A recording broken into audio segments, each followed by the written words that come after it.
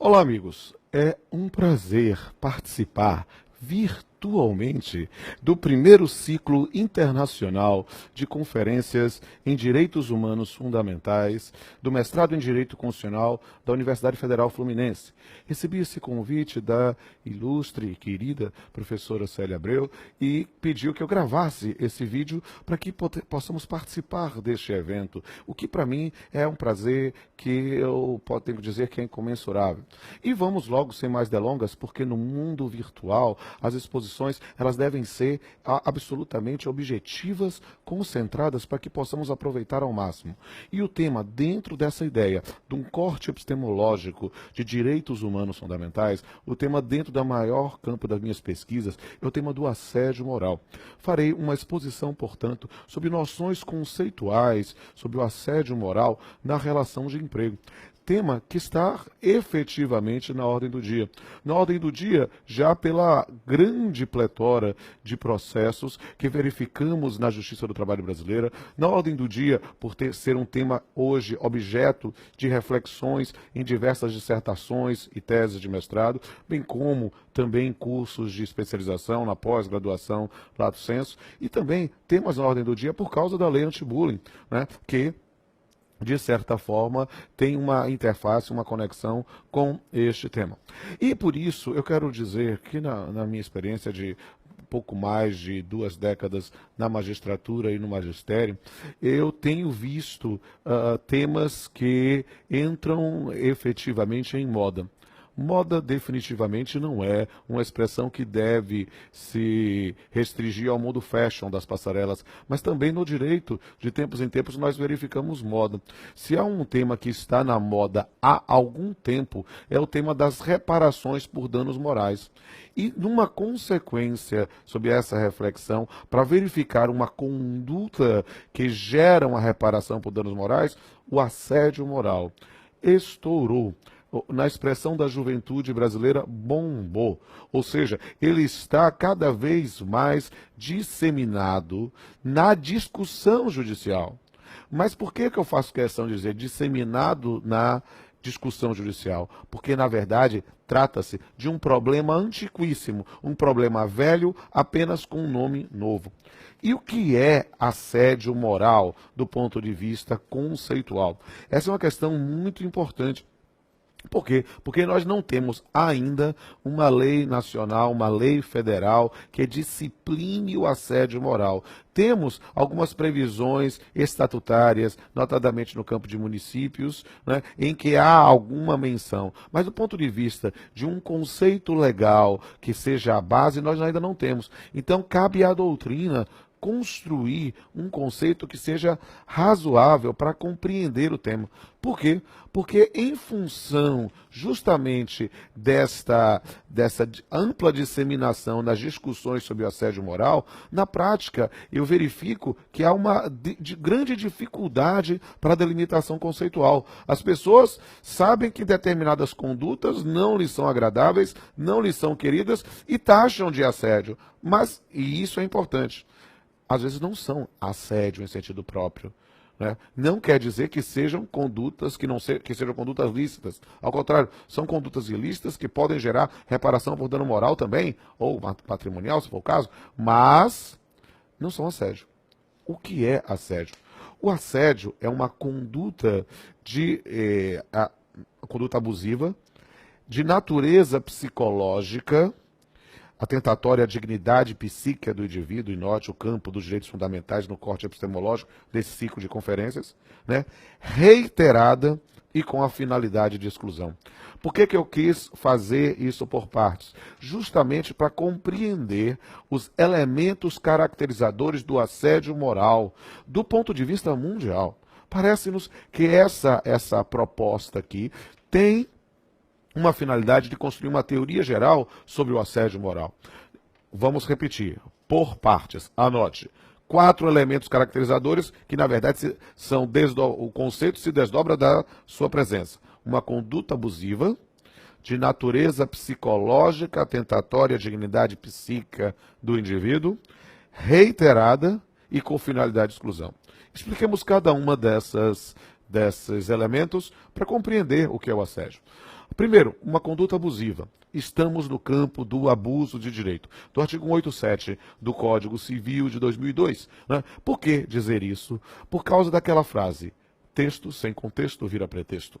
É preciso compreender que determinadas condutas tidas como assediantes seriam perfeitamente aceitáveis a depender do contexto. Isso é algo que é preciso ter muito cuidado quando for falar. Uma brincadeira entre amigos, num âmbito da privacidade, é algo em que as pessoas acabam utilizando expressões que, fora do contexto, poderiam ser abusivas, poderiam ser agressivas. No campo do assédio é preciso verificar isso. Eu costumo dizer que é preciso ter em mente que a compreensão de moralidade ela deve ser sempre contextualizada em função do ambiente.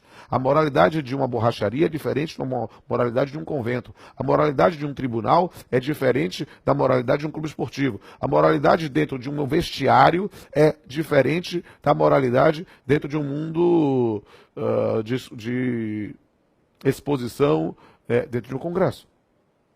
É preciso entender, portanto, que é literalmente um abuso de direito, que vai ser verificada, como o artigo 87 menciona, pelos usos e costumes, pelos princípios gerais do direito, pela boa-fé.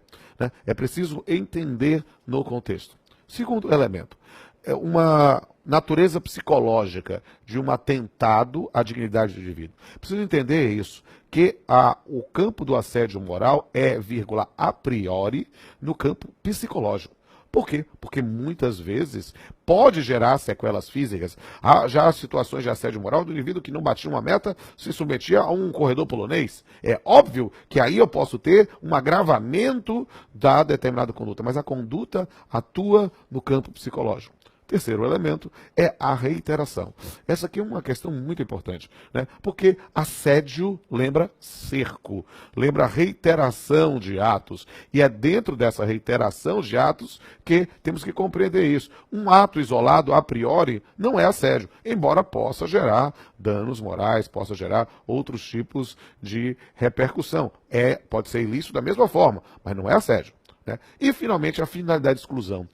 Essa talvez seja um dos temas mais polêmicos da minha classificação sobre assédio moral, porque a finalidade de exclusão é, sem sombra de dúvida, um elemento que precisa ser bem compreendido para entender a lógica do combate ao assédio. O assédio é uma questão de discriminação. O assédio é a ideia, eu excluo você porque você não alcança a meta, ou eu excluo você porque você não é do nosso grupo, eu excluo você porque eu não vou com a sua cara, eu não excluo você porque você não partilha da mesma orientação sexual, da mesma orientação ideológica, da mesma raça.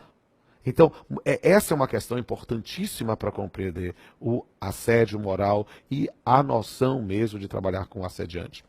Dentro desse ponto, é preciso trabalhar também, porque a minha ilustre amiga, a professora Sônia Mascaro Nascimento, ela elenca um quinto elemento que seria um dano psíquico-emocional, que seria aferível objetivamente através de perícia.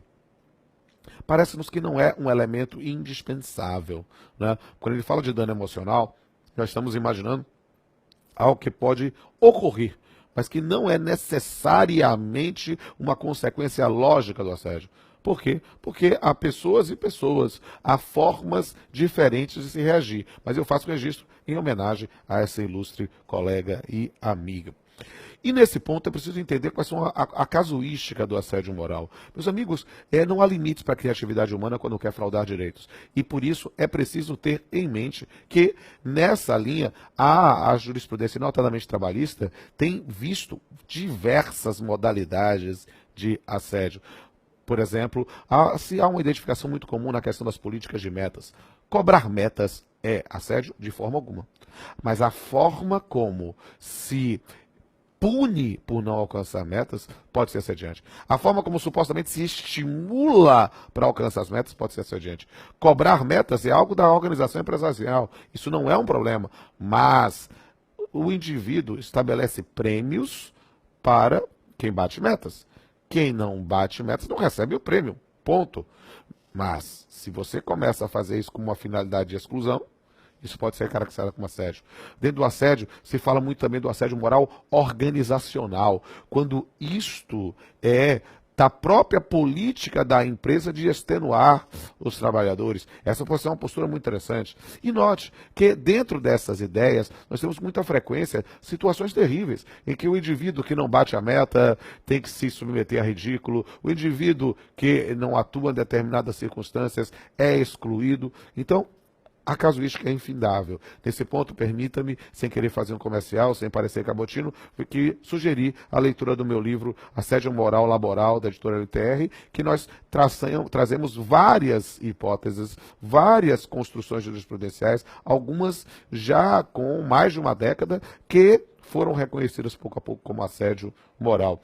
Dentro do ponto de vista do assédio moral, é importante também fazer uma tipologia. Por quê? Porque se eu falei do assédio moral organizacional, é preciso perceber que o assédio moral é, a priori, uma modalidade que se dá de forma vertical descendente, né, em que eu tenho o chefe, né, que assedia os subordinados. Mas não é a única modalidade. Talvez seja a mais visível, a mais dramática, mas ela pode se dar também do assédio moral vertical ascendente, quando eu tenho, literalmente, subordinados que sabotam, né, a própria atividade superior, o que é mais comum, obviamente, no serviço público, com situações de estabilidade no emprego, ou o assédio moral horizontal, entre os colegas sem subordinação.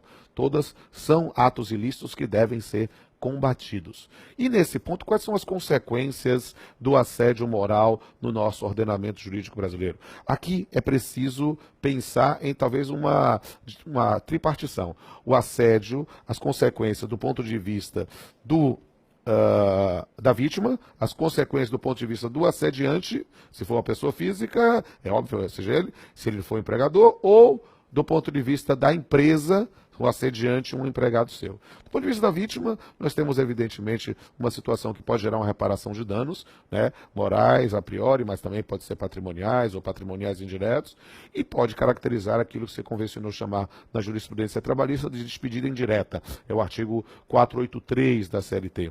Para o assediante, pode-se caracterizar uma despedida por justa causa e também, nessa linha, também uma reparação patrimonial, ali ele ser demandado. E para a empresa, sendo obviamente, nós não estamos pensando que o assediador é o empregador, mas sim um empregado, né? Nesse caso, pelo artigo 932, inciso 3º, combinado com 933, nós teremos uma hipótese de responsabilidade patrimonial direta. Mas é preciso perceber que há, nesse ponto, também as consequências pecuniárias, né, que é a questão do custo do absenteísmo, a queda de produtividade, a próprios custos da rotatividade da mão de obra. Há várias questões que podem ser suscitadas. Todavia, esse vídeo tem que ser bem curto. Por isso, eu quero me colocar à disposição de todos os colegas que aqui participam, né, através do meu e-mail, rpf@rodolfo.pamplona-filho, e que os senhores podem me procurar nas redes sociais, né, no Facebook, no Instagram, no Twitter. Eu estou à disposição, será ótimo interagir com os senhores. Como títulos de referências complementares, eu sugiro aos senhores que verifiquem, absolutamente gratuito, na internet, no YouTube ou no meu site, www.rodolfopamplonaFilho.com.br, ou os senhores podem verificar no YouTube o meu programa, o Papeando com Pamplona. E os senhores verificarão também uma entrevista que fiz com o fantástico professor José Augusto Rodrigues Pinto, né, um homem, um octogenário que está ativo, produzindo muito, refletindo sobre o problema do assédio moral, né, e os senhores terão essa oportunidade também de complementar o debate. Quero agradecer mais uma vez a oportunidade do convite e dizer que os senhores podem contar comigo. Estou na Universidade Federal da Bahia, na Faculdade Baiana de Direito e na Universidade de Salvador, Unifax, à disposição de todos os senhores. Até a próxima.